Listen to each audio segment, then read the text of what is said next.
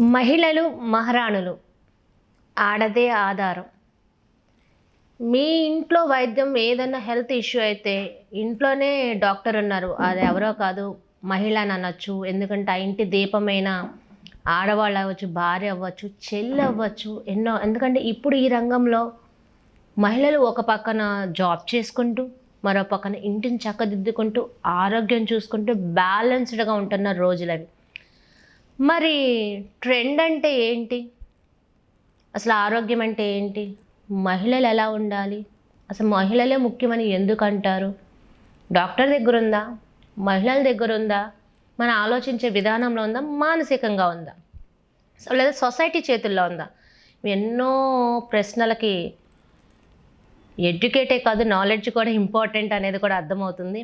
మరి డాక్టర్ కల్పన గారు ఆర్ అగ్రహారం సంబంధించి డాక్టర్గా, బాలాజీ హాస్పిటల్ డాక్టర్గా వర్క్ చేస్తూ ఎప్పటి నుంచో పక్కా లోకల్ అంటే ఏటీ అగ్రహారంలో ఎప్పటి నుంచో ఉంటున్నారు. ఎన్నో విషయాలు మేడం గురించి నేను తెలుసుకొని ఈరోజు ఇంటర్వ్యూలో కూర్చోవడం అయితే జరిగింది. మరి కల్పన గారితో ఈరోజు మన ఎన్కౌంటర్ విత్ శ్రావణి. నమస్తే అండి. నమస్తే శ్రావణి. నువ్వు అన్నట్టే నేను డాక్టర్ కల్పన పంచుమర్తి. నాది Balaji hospital R Agraharam main road. నేను గత 30 సంవత్సరాలుగా అక్కడే ప్రాక్టీస్ చేస్తూ ఉన్నాను. I was born, brought up, studied, married, practising everything in Guntur. I'm pakka local.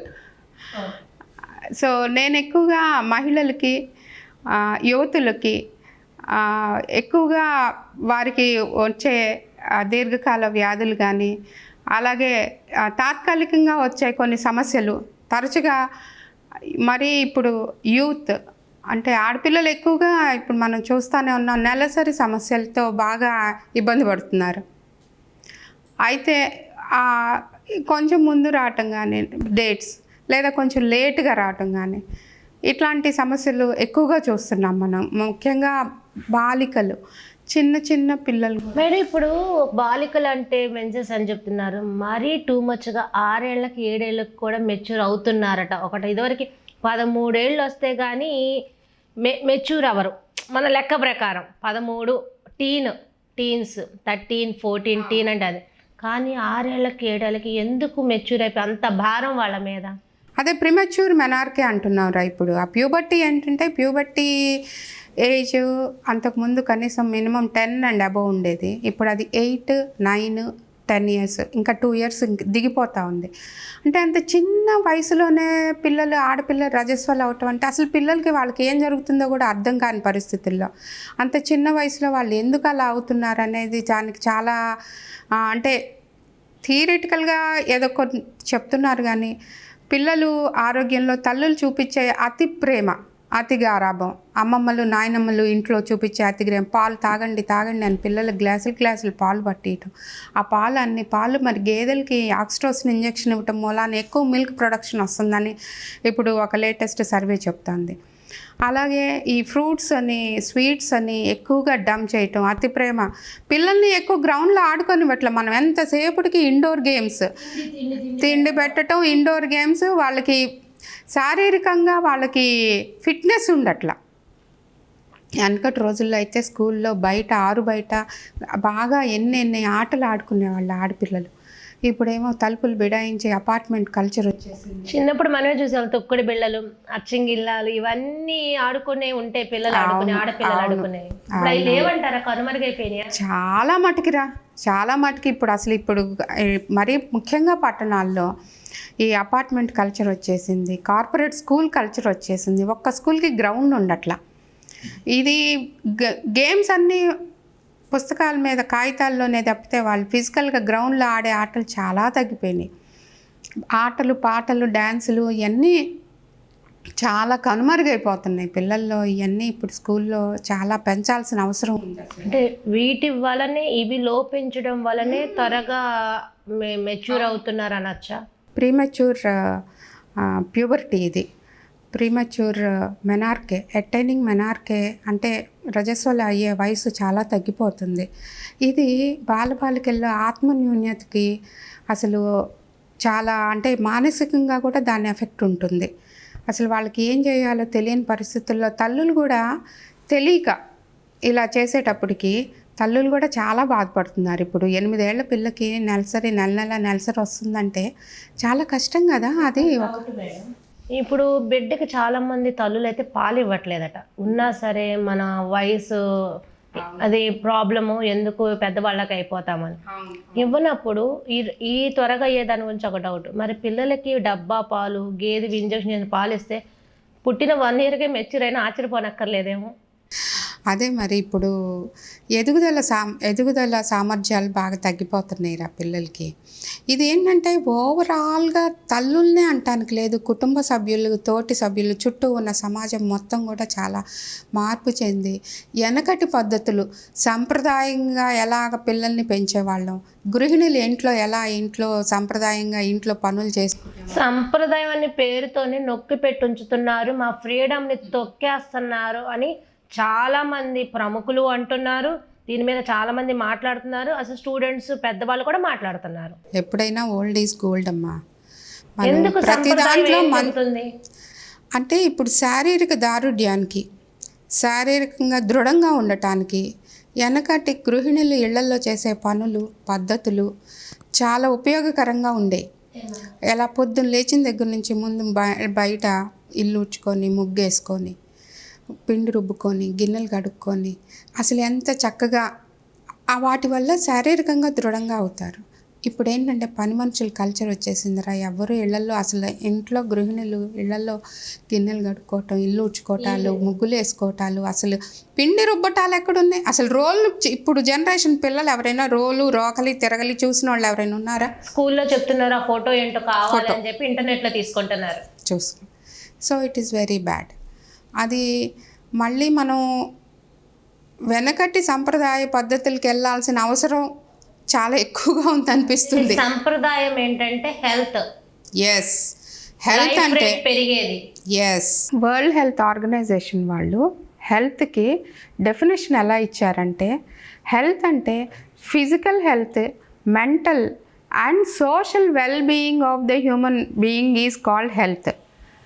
ఇప్పుడు వెల్త్ అంటే అసలు రియల్ వెల్త్ అంటే హెల్త్ అయిపోయిందిరా. ఇప్పుడు ఆరోగ్యమే మహాభాగ్యం అనే దానికి ఇప్పుడు సూక్తి వెనకటి రోజు సంపాదించాలన్న మహాభాగ్యం ఉండాలి. కరెక్ట్. ఆరోగ్యమే మహాభాగ్యం అయిపోయింది. సో ఇప్పుడు ప్రతి కుటుంబంలో కుటుంబ పెద్దలు, తల్లిదండ్రులు బాగా ఆలోచించి పిల్లల పెంపకం విషయంలోనే చిన్నప్పటి నుంచే మంచి అలవాట్లు, సంప్రదాయపు ఆహారం అంటే ఎవ్రీథింగ్ హోమ్ కుక్డ్ ఫుడ్కి ఎక్కువ అలవాటు చేయాలిరా. చిన్నప్పటి నుంచి ప్యాకెట్లు చెంచటాలు తినటం, అసలు ఆ లేస్ ప్యాకెట్, ఆ కురుకురు, అవన్నీ దే ఆర్ వెరీ బ్యాడ్. అసలు దే ఆర్ నాట్ గుడ్. మరి ఇది ఇంత తెలిసిన మరి మీ డాక్టర్స్, ఈ ఫుడ్కి సంబంధించిన ఆఫీసర్స్, ఫుడ్ ఇన్స్పెక్టర్స్, దీనికి సంబంధించిన స్టేట్ చైర్మన్లు అందరూ ఉంటారు కదా, వీళ్ళతో ఎందుకు డిస్కషన్ చేయట్లేదు? ఇప్పటికీ బండ్లు ఆటోలో వెళ్ళడం, రిక్షాల్లో పెద్ద దాంట్లో వెళ్ళడం కూడా చూస్తున్నాం, స్కూటీల మీద కూడా నేను వేసుకొని. మరి ఎందుకు వెంటనే బ్యాన్ చేయట్లేదు? అంటే వీళ్ళకి లంచాలు వెళ్తున్నాయా?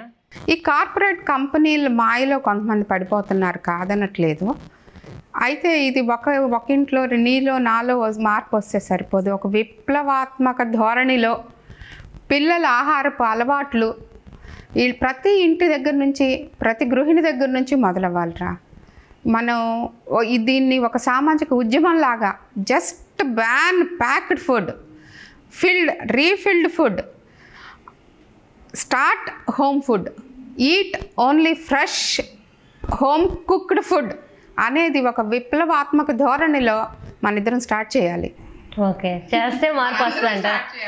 అంటే ఇది ఒక గవర్నమెంట్ తీసుకోవాల్సిన నిర్ణయమే అని అనొచ్చు. ఎందుకంటే ఇప్పుడు మన నాదెండ్ల గారు మనం చూస్తే ఈ రైస్ మీద దీని మీద మెరుపు దాడి చేశారు. అంటే ఇలాంటి ఈ పిచ్చి ఫుడ్ కానీ ఏదైనా పిల్లలకు హెల్త్ అంటే హెల్త్ డిస్టర్బ్ అయ్యేదానికి ఇలా ఉన్న పెద్ద నాయకులు, మినిస్టర్లు, వీళ్ళు గవర్నమెంట్ తీసుకోవాల్సిన నిర్ణయం కదా. కరెక్టే. అది చాలా హై లెవెల్లో జరగాల్సిన విషయమే. కానీ అది జరగాలంటే కింద లెవెల్లో మొదటి అడుగు, ముందు అడుగు, తొలి అడుగు ప్రతి ఇంటి గృహిణి దగ్గర నుంచే మొదలవ్వాలి. అంటే ఇక్కడ గృహిణికి చెప్తున్నారు, ప్రతి గృహిణి ఇంటి వైద్యురాలురా. Mother is a home doctor. మరి నాన్నగారు తెలియకుండా సీక్రెట్ గా బయటికి వెళ్ళి కొనిస్తారు కదా, మరి ఆ తండ్రి అదే నేను అంటున్నా, గారాబం, అతి ప్రేమ secret పిల్లల పెంపకంలో మనం చేస్తున్న పెద్ద తప్పులు ఏంటంటే అతి ప్రేమ. అతి ప్రేమ ఎప్పుడు పనికిరాదు. పిల్లల్ని సాధారణంగా పెంచాలి. వాళ్ళని పుట్టినప్పటి నుంచి అడుగులేసిన దగ్గర నుంచి మా పిల్లలు ఎక్కడో ఉండాలనుకోకూడదు, ఇక్కడే భూమి మీద ఉండాలి, మంచిగా ఆరోగ్యంగా ఉండాలి అనుకునే ఆలోచనతో మనం ఉండాలి. అప్పుడే మనకి మంచి పిల్లల పెంపకం అంటే మంచి పరివర్తన ద్వారా మంచిగా మనం సాధ్యం అవుతుంది. పిల్లల్ని భావి భారత పౌరులుగా మనం తీర్చిదిద్దగలుగుతాం. ఒక డౌట్ మేడం, మా బిడ్డని నేల మీద అడిగేయకుండా జాగ్రత్తగా పెంచాము అని అంటారు, కానీ నేల మీద అడిగేస్తే కదా ఇమ్యూనిటీ శక్తి మట్టిలోంచి వచ్చేది. You are 100% right Shravani. ఎప్పుడైనా తొలి అడుగు, మొదటి అడుగు తల్లి దగ్గర నుంచి భూమి మీద నుంచి రావాలనుకోవాలి, కానీ ఆకాశంలో గాల్లో ఉండాలని ఎప్పుడు అనుకోకూడదురా. అతి ఆలోచనలు ఎప్పుడు మంచివి కాదు. అతి ఎప్పటికైనా అనర్థమే. మితమే హితం. ఎప్పుడైనా మనం మితంగా ఆలోచించాలి, స్థిమితంగా ఆలోచించాలి. మన పిల్లలు ఆరోగ్యంగా ఎలా పెరగాలి, మంచి భావి భారత పౌరులుగా మనం ఎలా తీర్చిదిద్దగలగాలి అని ఆలోచించాలి. కానీ ఈ ప్రీ మెచ్యూర్ ముందు అవ్వడం వలన గర్భసంచి లోపాలంటే పిల్లలు పుట్టకపోవడం, గర్భసంచి సరిగ్గా ఏర్పడకపోవడం, లోపల నీటి బుడగలు ఉండడం, క్యాన్సర్స్ రావడం, ఇలాంటివి ఏమన్నా మహిళలకు వచ్చే విధంగా ఉందంటే తల్లులకి ఇది ఒక హెచ్చరిక చెయ్యాలి కాబట్టి డౌట్. ఆడపిల్లలు తల్లులు జాగ్రత్తగా ఉండాలిరా. నువ్వు చెప్పిన ప్రతి పాయింట్ ఈ ఎర్లీ ప్యూబర్టీతో రిలేటెడ్ ప్రాబ్లమే. ఎర్లీ ప్యూబర్టీ వల్ల ప్రతి అంశములోనూ ప్రాబ్లం వస్తుంది. అడుగడుగునా ప్రాబ్లం వచ్చే అవకాశాలు చాలా ఉన్నాయి. ముఖ్యంగా నెలసరులు మైలు ఎక్కువ అవటం, లేదా బ్లీడింగ్ తక్కువ అవటం, వచ్చినప్పుడు కడుపులో నొప్పి రావటం, ఎక్కువ రోజులు బ్లీడింగ్ అవటం, నెల మధ్యలో బ్లీడింగ్ అవటం, నెలకి 2 సార్లు నెలసరి రావటం, ఇలాంటి చాలా ప్రాబ్లమ్స్ వచ్చే అవకాశాలు ఉన్నాయి. దీని మూలాన ఆ పాప భవిష్యత్తుకి అంటే ఇప్పుడు చాలా మంచి భవిష్యత్తు, మంచి టైంలో మంచిగా చదువుకొని సక్సీడ్ అవ్వాల్సిన టైంలో తన సగం ఫోకస్ అంతా తన హెల్త్ మీదే సరిపోతుంది. ఇంట్లో మదర్ ఫోకస్ కూడా ఇటువైపే సరిపోతుంది. సో చాలా ఫర్టైల్ పీరియడ్ని మనం నాన్ ఫర్టైల్ పీరియడ్ లాగా అయిపోతుంది. సో ఇవన్నీ నివారించాలంటే మనం పర్టికులర్గా ఆడపిల్లల్ని పెంచే పద్ధతి గృహిణులకి చాలా ఫోకస్ చేసి వాళ్ళు చాలా సాధారణంగా సంప్రదాయబద్ధంగా పిల్లల్ని ఆటపాటలతో మంచిగా మంచి మానసికంగా మంచి ఆరోగ్యంతో పెంచాల్సిన అవసరం ఉంది.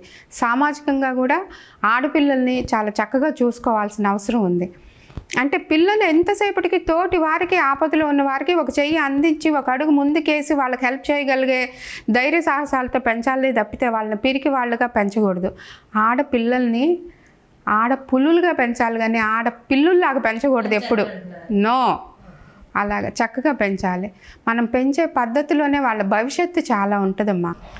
ఒక డౌట్ మేడం, ఏ వయసులో ముచ్చట ఆ వయసులో జరగాలని పెద్దలు ఎందుకు అన్నారో, మరి 30 ఏళ్ళు దాటినాక మహిళలకు పెళ్లి చేయడం ఇప్పుడు చేసుకుంటున్నారు, ఓపెన్ అయ్యేది జరుగుతుంది, అది కరెక్టే అంటారు? నో, నేను ఇప్పుడు అదే చెప్పబోతున్నా. ఆ ఒక్క పాయింట్లో మాత్రం నువ్వు చెప్పింది కరెక్ట్. ముందే ఎర్లీగానే మనం ప్లాన్ చేసుకోవాలి.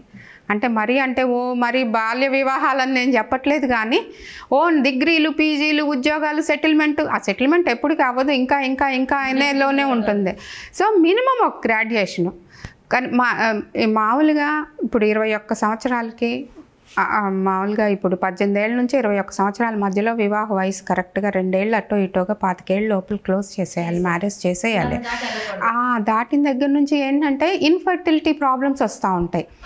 అంటే ఇన్ఫర్టిలిటీ అంటే పిల్లలు పుట్టడానికి చాలా కారణాలు, పుట్టకుండా ఉండటానికి ఎక్కువ అవకాశాలు ఎక్కువగా ఉండే ప్రాబ్లమ్స్ వస్తూ ఉంటున్నాయి. ఇప్పుడు పీసీఓడీలు కానీ, ఓవరీలో అండాశయాల్లో కొన్ని తేడాల వల్ల కానీ, ఎక్కువ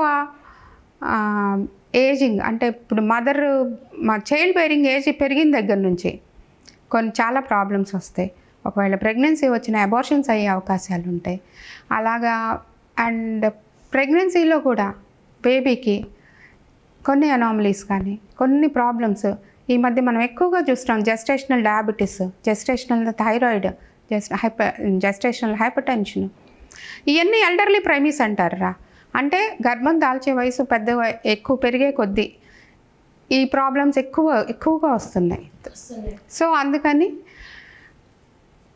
వివాహ వయసు కూడా దయచేసి తల్లిదండ్రులందరికీ విజ్ఞప్తి చేసి మనం చెప్పాల్సింది ఏంటంటే 21-25 సంవత్సరాల మధ్యలో వివాహం చేసుకొని 30 ఏళ్ళకల్లా 2 పిల్లల్ని కని ఉంటే వాళ్ళకి పిల్లలు ఆరోగ్యంగా ఉంటారు. పిల్లల్ని పెంచడానికి కూడా ఈ మహిళకి శక్తి ఉంటుంది బాగా. ఓకే, ఒక doubt madam.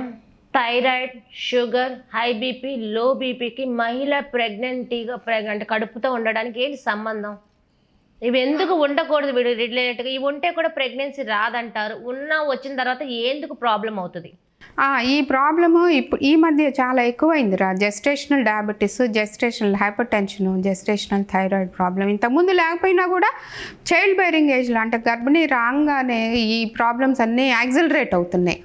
Because of the stress, అంటే మానసికంగా కొన్ని రకాల ఒత్తిళ్ళు, యాంగ్జైటీ, టెన్షను, వీటి మూలాన్ని కానీ, లేదంటే కొన్ని హిడెన్ అంటే ఫెమిలియల్ టెండెన్సీస్ ఉంటాయి కొంతమందికి, కొన్ని ప్రాబ్లమ్స్కి, హైపర్ టెన్షన్ వాటిలాంటికి ఫెమిలియల్ టెండెన్సీ. అసలు ఏ రీజన్ లేకపోయినా కూడా డయాబెటీస్, హైపర్ టెన్షన్ బాగా ఎక్కువగానే వస్తుంది ఇప్పుడు. మన ఇంట్లో మగవాళ్ళు, మన పెద్దవాళ్ళు ఒక గీటు గీస్తే దాటకూడదు, దాటితే దాన్ని పర్యవసనం మన ఫ్యామిలీ ఎలా అవుతుందని చూపించడానికే ఆడవాళ్ళ గురించి చెప్పిన మాటే మంచి మాటే. అదే ఆ రోజుల్లో అనుకుంటున్నాం కదా, సీత గీత దాటకుంటే సీత కదే లేదుగా. అలాగే గీసిన గీత, లక్ష్మణుడు గీసిన గీత దాటబట్టే రామాయణం వచ్చింది. దాటకుండా ఉంటే సీత లోపలే ఉంటే ఇంత ఉండేది కాదు. కానీ అలా గీత దాటం వల్ల సమాజానికి ఒక మెసేజ్ వచ్చింది. మన ఇంట్లో మన తల్లిదండ్రులు, మన పెద్దవాళ్ళు ఒక మాట చెప్పి, అమ్మా నీకు ఇది ప్రమాదం వెళ్ళొద్దన్నప్పుడు దేని వాటికి అట్రాక్షన్ అవ్వకుండా నీ హద్దుల్లో నువ్వుంటే మన జీవితాలు రోడ్డు మీద పడవు, నలుగురు నోళ్ళల్లో మనం ఉండము. కరెక్ట్ శ్రావణి, కరెక్ట్గా చెప్పావు నువ్వు. అదే అవునవును. సో ఇలా మన పిల్లలకి మేము మీడియా పరంగా మనం అనుకుంటుంది ఏంటంటే మేడం, మన చరిత్ర పిల్లలకి చెప్పండి. మన పురాణ గాథలు పిల్లలకి పాఠ్యపుస్తకాల్లాగా ఉంటే డూస్ అండ్ డోంట్స్ అంటారు. ఏం చేయాలో ఏం చేయకూడదు. అవును, ట్రెండ్ మీన్ ఇదే కదా. ట్రెండ్ అంటే ఎలా పడితే అలా ఉండడం కాదు. ట్రెండ్ అంటే సంస్కారంగా, సంప్రదాయంగా ఉండడమే ట్రెండ్ కదా. పిల్లలకు అది లోపిస్తుంది అనేది మీ ద్వారా నాకు మీతో నేను షేర్ చేసుకుంటున్నాను. నా అభిప్రాయం అది నిజమే అంటారా? అంతే. మన సంప్రదాయాన్ని పరిరక్షించుకుంటూ మన సంప్రదాయాల్ని చూపించుకోవటమే ట్రెండ్. భారతీయ సంస్కృతి సంప్రదాయాలు గొప్ప తరగని నిధులు. వాటిని భావి తరాలకి అందించాల్సిన బాధ్యత మనది. ఈ యుగం మనది, ఈ జగం మనది, ఈ తరం మనది, ఈ నవ యువతరం మనది. తరం తరం నిరంతరం అందామందరం వందే మాతరం. చాలా బాగుంది. అంటే ఒక డాక్టర్గా కాకుండా ఒక దేశానికి ఆర్మీ వాళ్ళే కాదు రక్షణ. మీరు అందరూ చెప్పే మంచి మాట కూడా ఎంతో మందిలో మార్పు వచ్చినా చాలు. ఎస్, ఎగ్జాక్ట్లీ మా. అందుకే నేను ఇంత టైము మీతో నేను స్పెండ్ చేసైనా everyone in the society should know ఏంట్లా మన ఇంటి దగ్గర నుంచే మార్పు ఎలా మనం తీసుకురావాలి. సంప్రదాయబద్ధంగా పిల్లల్ని పెంచాలి, సంప్రదాయాలకు విలువలు ఇవ్వాలి. మన ఇంట్లో మన పిల్లలకి ఎక్కువగా ఇప్పుడు చెప్పుకున్నట్టే డోంట్ గో ఫర్ ఎక్కువ పెద్ద ఆలోచనలు వద్దురా. చిన్నగా మనం చక్కగా చిన్నగా సంప్రదాయబద్ధంగా మన పిల్లల్ని పెంచుకొని మంచి భావి భారత పౌరులుగా తీర్చిదిద్దుకోవటానికి మనం ఇంటి వంటని ప్రోత్సహిద్దాం, ఇంటి పనులని మనం ప్రోత్సహిద్దాం. గృహమే కదా స్వర్గసీమ. ఇంటిలో మనం ఐ సపోర్ట్ హోమ్ ఫుడ్. అంటే ఇంటి వంటగది వైద్యం అంటారు, వైద్యశాల అంటారు. అంతే కదా మరి. అంతే, అంటే మనం 100% అంతే. అదే ఇల్లు శుభ్రతగా ఇంటి పట్టిన ఉండడం ఇవన్నీ మనకు వైద్యానికి. మేడం ఒకటి, ఆరోగ్యం అంటే ఒక శరీరానికి సంబంధించిందేనా? కాదు. హెల్త్ ఈజ్ ఇందాక అనుకున్నట్టే మనం ఏంటి? Physical health, mental health, social health, ఈ 3 బాగున్నప్పుడే హెల్తీగా ఉన్నట్టు. శ్రావణి హెల్తీగా ఉందంటే శ్రావణి ఆరోగ్యం బాగుంది, శ్రావణి మానసిక స్థితి బాగుంది, సామాజిక బాధ్యతలు మంచిగా నిర్వహిస్తేనే శ్రావణి ఆరోగ్యంగా ఉన్నట్టు. ఇవన్నీ ఏంటి లింక్ వీటికి? There is interlink between all these 3. Physical ఆరోగ్యానికి చూసుకుంటే మెంటల్ కానీ సొసైటీ పరంగా ఏంటి లింక్? మెంటల్ హెల్త్ ఉంటే ఫిజికల్ హెల్త్, సోషల్ హెల్త్ రిలేటెడ్గా ఉంటుంది. ఓకే. అంటే నేనేమంటున్నానంటే చాలా ఒక 95 years ఒక పెద్ద ఆవిడ ద్వారా నేను తెలుసుకున్న మాట, మనిషిలో మానసిక బలం ఉన్నప్పుడు చావు కానీ ఆరోగ్యం కానీ ఏది రాదట. ఎగ్జాక్ట్లీ. అది మానసికంగా దృఢంగా ఉంటే ఎంతటి శారీరక వైకల్యాన్నైనా మనం ఎదుర్కోగలుగుతాం. మానసికంగా దృఢంగా ఉంటే సామాజిక పరంగా ఎన్ని అవరోధాలు వచ్చినా, అడ్డాలు వచ్చినా మనం అధిగమించగలుగుతాం. సో మానసికంగా దృఢంగా ఉండటం చాలా ముఖ్యం. మానసికంగా దృఢంగా ఉండాలంటే మనం కొన్ని మానసిక వ్యాయామాలు లైక్ యోగా, రెస్పిరేటరీ ఎక్సర్సైజెస్, మానసికంగా ఉండే ఈ శ్వాస, ఉచ్ఛ్వాస, నిశ్వాసాల మీద క్రమబద్ధీకరణ, ఇవన్నీ చాలా చక్కగా ఉంటే మన మానసిక స్థితి స్థిరంగా ఉంటుంది. ఎట్టి పరిస్థితుల్లో పెద్దవాడు ఏం చెప్పారంటే సొసైటీ నీ మీద నువ్వు మంచి చేసిన చెడు చేసిన ఏదో ఒకటి అంటూనే ఉంటుంది, కానీ అందులోంచి నువ్వేమవ్వాలనేది ఒక మెసేజ్ తీసుకో. అన్నిటినీ మానసికంగా తీసుకుంటే నీ శారీరక ఆరోగ్యం దెబ్బతింటది. నీ మానసికంగా ఉన్న మెంటల్ని కరెక్ట్గా పెట్టుకుంటే నీ ఆరోగ్య స్థితి కూడా కరెక్ట్గా ఉంటుంది. నీకు ఒక టాబ్లెట్తో కూడా పని ఉండదు. కరెక్ట్ అమ్మా, పెద్దవాడు బాగా చెప్పారు. మానసికంగా మనం సమతులంగా ఉండాలి, ఎమోషనల్గా బ్యాలెన్స్డ్గా ఉండాలి. అప్పుడే మనం లైఫ్లో ఏదైనా మనం ఎలాంటి అవరోధాలు వచ్చినా కూడా అప్స్ అండ్ డౌన్స్ ఫేస్ చేయగలుగుతాం. ఓ చిన్న వాటికే మనం డిసప్పాయింట్ అయిపోయి నిరాశ నిస్పృహలకు లోనయ్యి మనం ఆవేశాల్లో తీసుకునే నిర్ణయాలు మన జీవితాలనే మార్చేయచ్చు, తలకిందులు చేయొచ్చు. మనం ఎప్పుడైతే మెంటల్గా స్ట్రాంగ్ ఉంటామో అప్పుడు మనం ఎన్ని విజయాలనైనా అవలీలుగా అధిరోహించవచ్చు. So emotional health, emotional balance is more important in life. హైజీనిక్గా ఉండాలి అంటారు. ఏంటి హైజీనిక్? అతి అంటే ఇప్పుడు స్వచ్ఛ దివస్ అని నేను మనం చేసాం అంటే క్లీన్ అండ్ గ్రీన్. మన ఈ పరిసరాలు పరిశుభ్రంగా పెట్టుకోవాలనుకోవాలి. అతి శుభ్రత పనికిరాదు. మామూలుగా పరిసరాలు పరిశుభ్రంగా పెట్టుకోవాలి. రోజు మంచిగా మన చుట్టుపక్కల మనం ఉండే గృహమే కాకుండా మన ఇంటి చుట్టుపక్కల అంత నీట్గా ఉండేటట్టు చూసుకోవాలి. కాలువలో నీళ్లు పోయేటట్టుగా ఎలా అయితే మనం చూస్తే కాలువ శుభ్రంగా ఉంటుందో అలాగే ఇల్లు నీట్గా పెట్టుకోవాలి. కానీ అది ఒక మానసికమైన జబ్బు. అతి శుభ్రత అనేది అది ఒక మానసికమైన జబ్బు అన్నమాట. మేడం, ఆరగ్రహారంలో బాలాజీ హాస్పిటల్ ఎప్పటి నుంచో 30 సంవత్సరాల నుంచి అక్కడ ఉన్నారు మీరు. అయితే ఇక్కడ అందరికీ మీరు తెలుసు, ఇంకా నేను చెప్పక్కర్లేదు, నాకు అర్థమైపోతుంది. అయితే మీ దగ్గరికి వచ్చిన పేషెంట్లకి డాక్టర్గా ట్రీట్ చేస్తారా, లేదా ట్రీట్మెంట్తో పాటు వాళ్ళు ఎలా అంటే మళ్ళీ రిపీట్ కాకుండా వాళ్ళకి జాగ్రత్తలు చెప్తూ వాళ్ళ పర్సనల్ లైఫే కానీ అండ్ వాళ్ళు తీసుకోవాల్సిన జాగ్రత్తలే కానీ మళ్ళీ మీ దగ్గర పేషెంట్ని రప్పించుకునేలా చేస్తారా? పేషెంట్ బాగా ఉండాలి మానసికంగా, శారీరకంగా. యాక్చువల్లీ నా పేషెంట్స్ అందరూ నేను మంచి కౌన్సిలర్ని అంటూ ఉంటారా. సో వాళ్ళ ప్రాబ్లమ్స్ కూడా నాతో షేర్ చేస్తూ ఉంటారు. నేను చేయగలిగినంత మట్టుకి I give good advices to them. So నాకు అసలు నా పేషెంట్స్తో ఉన్నట్టు ఉండదు. నేనేమో I'm patient friendly doctor. So నన్ను వాళ్ళందరూ కూడా ఫ్రెండ్గానే ఎక్కువగా ట్రీట్ చేస్తూ ఉంటారు, ఫ్యామిలీ ఫ్రెండ్గానే ట్రీట్ చేస్తూ ఉంటారు. సో ఓన్లీ హాఫ్ ట్రీట్మెంట్ అమ్మా. హాఫ్ ఏంటంటే the way how we deal with them. మనం ఎంత మంచిగా వాళ్ళతో మాట్లాడితే వాళ్ళు అంత మంచిగా ఓపెన్ అవుతారు, వాళ్ళ ప్రాబ్లమ్స్ చెప్పుకుంటారు. మనం తెలిసిన కొంచెం సలహాలు ఇచ్చామనుకోండి, అది వాళ్ళకు ఉపయోగపడతాయి. అంటే మీ నుంచి మెడిసినే కాకుండా మానసికంగా సపోర్ట్ కూడా మీరు ఇస్తారు తగ్గిపోయేలాగా. నేను మంచి కౌన్సిలర్ అనే చెప్తా ఉంటారు మా వాళ్ళందరూ. మేడం, ఇంకోటి ఏంటంటే నాకు తెలిసినందుకు డాక్టర్ కల్పన గారు, పంచుమర్తి, డాక్టర్స్ ఫ్యామిలీ ఎంతవరకు మా దాంట్లో homeo, general and ENT hospital కూడా ఉంది. నా daughter and son in law ENT doctors ఇద్దరు. సో ఈఎన్టీ ఫస్ట్ ఫ్లోర్ అంతా ఈఎన్టీ హాస్పిటల్. సో అంటే ఆల్మోస్ట్ కొద్దిగా డాక్టర్స్ ఉన్నారు మా ఫ్యామిలీలో. ఓకే. ఆరగ్రహారంలో ఎక్కడ? మెయిన్ రోడ్ మీద బాలాజీ హాస్పిటల్, నల్ల చెరువు రోడ్డు. అక్కడ ఆరగ్రహారం బాలాజీ హాస్పిటల్. ఓకే. మరి మీ హస్బెండ్ ఏం చేస్తూ ఉంటారు? హోమియోపతి ప్రాక్టీస్ చేస్తుంటారు.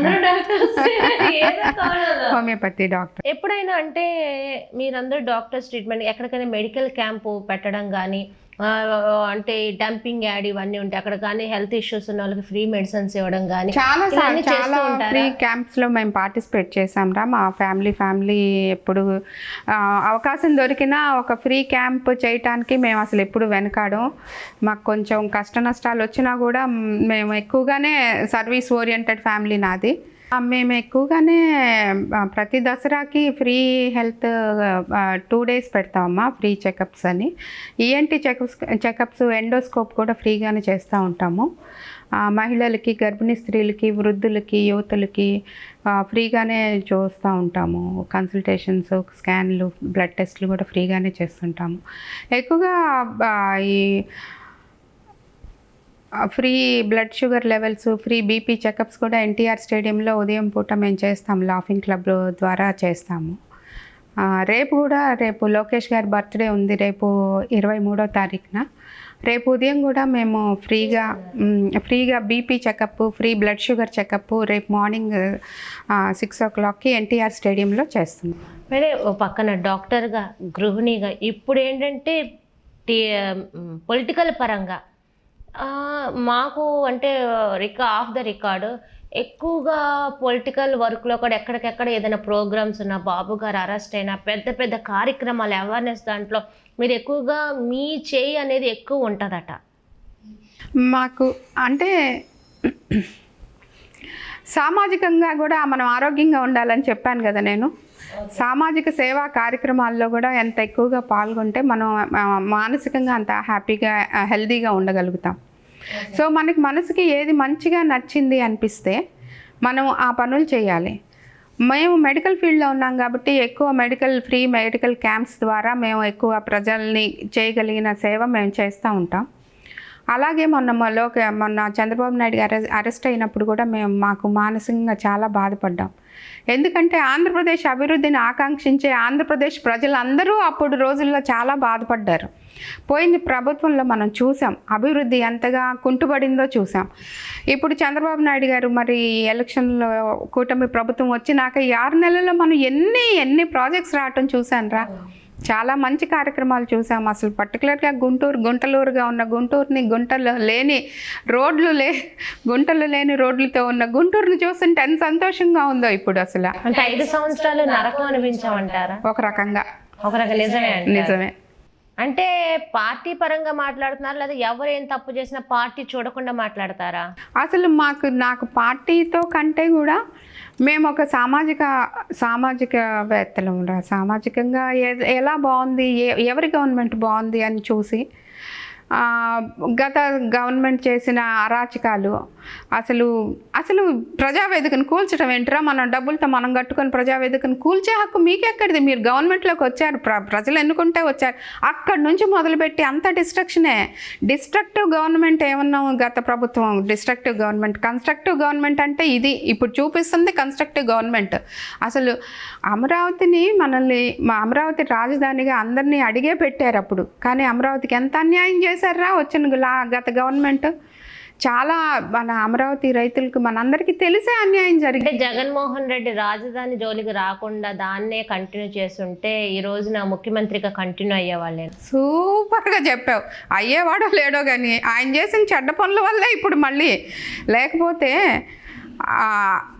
ఆ కూల్చటాలు ఏంట్రా? వైజాగ్లో ఆ ప్యాలెస్లు ఏంటి, అన్ని ఋషికొండ ప్యాలెస్లో అసలు ఆ 100 గదులు ఏంటి, ఆ రూమ్స్ ఏంటి, ఆ బాత్రూమ్స్ ఏంటి, ఆ గోల్డెన్ బాత్రూమ్స్ ఏంటి, ఎవరి కోసం, ఎవరి మెప్పు కోసం? అంటే ఇప్పుడు అది కూల్చాలా, ప్రభుత్వ పరంగా యూజ్ చేసుకోవాలి? అసలు ఈ గవర్నమెంట్ కూల్చే గవర్నమెంట్ కాదని చెప్తున్నాగా. దాన్ని డెఫినెట్గా ఏదో ప్రొడక్టివ్ వర్క్కే వాడతారు. అది కరెక్ట్.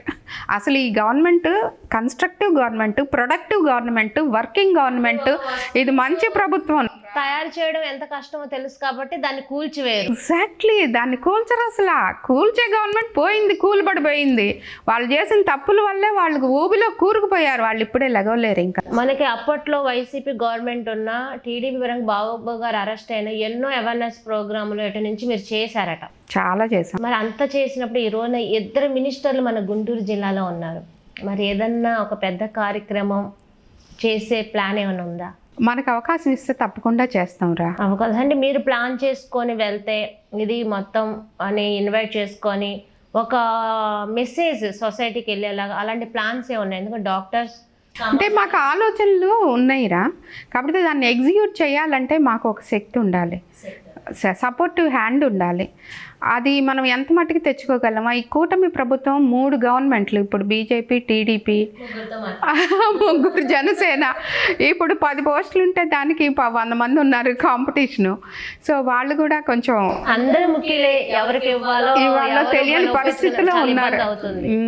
అది వాళ్ళు ఇప్పుడు సపోర్ట్ చేయాలన్నా వాళ్ళకి మాకైతే ఐడియాస్ చాలా ఉన్నాయి, మంచిగా చేయాలని ఉంది. చూద్దాం మనం ఎంత మటుకి ఇందులో నెక్కుకు వస్తాం. మేడం, గుంటూరు వెస్ట్లో మీరున్నారు. గల్లా మాధవి గారి పరిపాలన ఎలా ఉంది? గల్లా మాధవి గారు ఒక మహిళ అయి ఉండి అసలు నేను మొన్న మా డివిజన్ ఈ 29th డివిజన్కి వచ్చారు. నేను మేడం 6 o'clock వస్తారంటే 6 o'clock వెళ్ళి వెయిట్ చేస్తున్నా. ఏంది మేడం, చాలామంది వస్తున్నారు, 2 వీలర్ మీద ఒక చిన్నపిల్లలాగా వస్తుంది, కార్లు రాకుండా ఎవరా ఈ అమ్మాయి, కొత్త అమ్మాయి అన్నట్టుగా అనిపించింది. చూస్తే ఆమె ఎమ్మెల్యే. అసలు పొద్దున్నే 6ంటికి అసలు 2 వీలర్ మీద సందుల్లో గొంతుల్లో అసలు చాలా బాగుంది, చాలా మంచిగా చేస్తున్నారు మేడం. అసలు అంటే she's an inspiring iconic lady. అసలు చాలా బాగా గుంటూరు వెస్ట్కి కావలసిన లేడీ వచ్చానట్టు అనిపించింది నాకైతే. చాలా డైనమిక్గా చేస్తున్నారా. అంటే కొన్ని ఎలా అనిపిస్తున్నాయి అంటే గవర్నమెంట్ వెస్ట్లో ఆవిడకి సపోర్ట్ ఉండట్లేదు మాధవి గారికి, తను మాట్లాడుతూ అయినా సరే మాట్లాడుతున్నారు, మేడం గారు ముందుకు వెళ్తున్నారు. నిజంగా సపోర్ట్ ఉండట్లేదా? అవన్నీ గాసిప్స్ అనుకోవాలా? సపోర్ట్ అక్కర్లేదు మేడంకి అసలు. షీజ్ సింగం, లేడీ సింగం అంతే. తను she can do it alone. Yeah, support ఉంటేనే చేయగలిగిన ఎమ్మెల్యే కాదు తను. సపోర్ట్ లేకపోయినా పులిలాగా వెస్ట్లోకి దూకి బాగా చేస్తున్నారమ్మా. ఏ మాటకు ఆ మాట చెప్పాలి. సీనియర్స్ కంటే కూడా ఫస్ట్ టైం ఎమ్మెల్యే అయినా కూడా చాలా చక్కగా చేస్తున్నారు. ఓకే, ఇంకా ఆవిడ అంటే ఎమ్మెల్యే గారిని ఎలాగంటే మీకు అందుబాటులో ఉండడం, వెంటనే ఏదైనా ప్రాబ్లం డివిజన్లో ఉన్న వెంటనే ఎలక్ట్ అవడం, ఇలాంటి అందుబాటులో ఉన్నారా? బాగానే ఉన్నారా, బాగా అందుబాటులో ఉన్నారు. ఆ ఫోన్ నెంబరు గ్రూప్స్ పెట్టారు, అందరు వార్డు ప్రెసిడెంట్లు అందరికీ గ్రూప్స్ పెట్టారు, బాగా చేస్తున్నారమ్మా. దానికి ఇబ్బంది ఏం లేదు. ఒక డాక్టర్గా, ఒక గృహిణిగా, ఒక పొలిటికల్ లీడర్గా సమాజానికి మీరు ఇచ్చే మెసేజ్ ఏంటి? Be strong, stay strong, be bold.